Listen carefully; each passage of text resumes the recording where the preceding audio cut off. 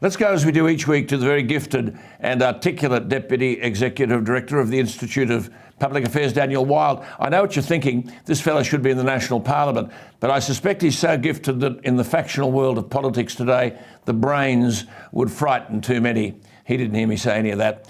Anyway, in the small print of Tuesday's budget, we read this in Budget Paper 2, page 17, quote, "The government will amend the tax law to specifically list Australians for Indigenous constitutional recognition as a deductible gift recipient for donations made from," this is very retrospective, July 1, which is months gone, 2022, to June 30, 2025.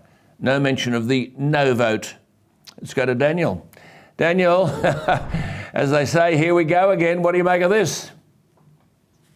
Well, here we go again, indeed, Alan, and this is just further evidence that the government and the broader governing institutions of our society are trying to stack the deck on the forthcoming referendum on the voice.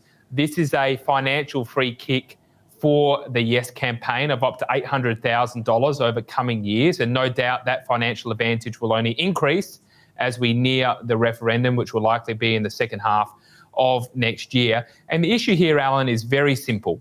It must be one rule for all of us. If the government is going to provide tax deductibility status for the Yes campaign, they must provide tax deductibility status for the No campaign to ensure that the debate is free and fair and that all Australians get to have an equal say. But my concern here is the government is not interested in having a debate. They want to rig the outcome, and this is one of the ways they're going to try and do it. I think that's 100% correct, and I think they're quite frightened, actually, also of the mood that is developing in opposition to this nonsense.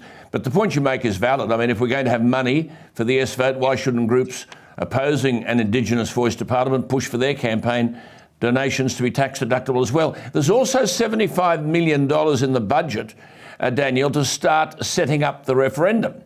$5.8 million to commence work on the Truth-Telling Commission. Warren Mundine, a former Labor Party president, a former Liberal candidate, and a former chair of the Conservative Political Action Conference, CPAC, while arguing that no campaign should have the same tax deductibility status as the Yes group, has also said that talks are underway for the No vote to set up their own campaign body by the end of the year. Now, Daniel, that being the case, they should get the same tax deductible status, shouldn't they?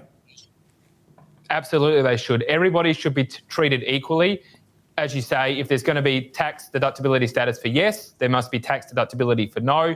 And this gets to a much bigger point, Alan. When we had our last referendum, the 1999 Republic referendum, John Howard was a staunch supporter of the monarchy. He was opposed to the Republic.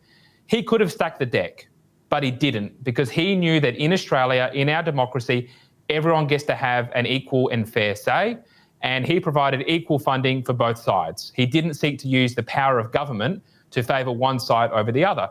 And that was critical, because what it meant was that even if you were in favour of the Republic, no doubt you would have been disappointed with the outcome, but that you didn't feel that you were dudded. You felt that you had a fair go and a fair say, and that meant everyone was included and invested in the outcome.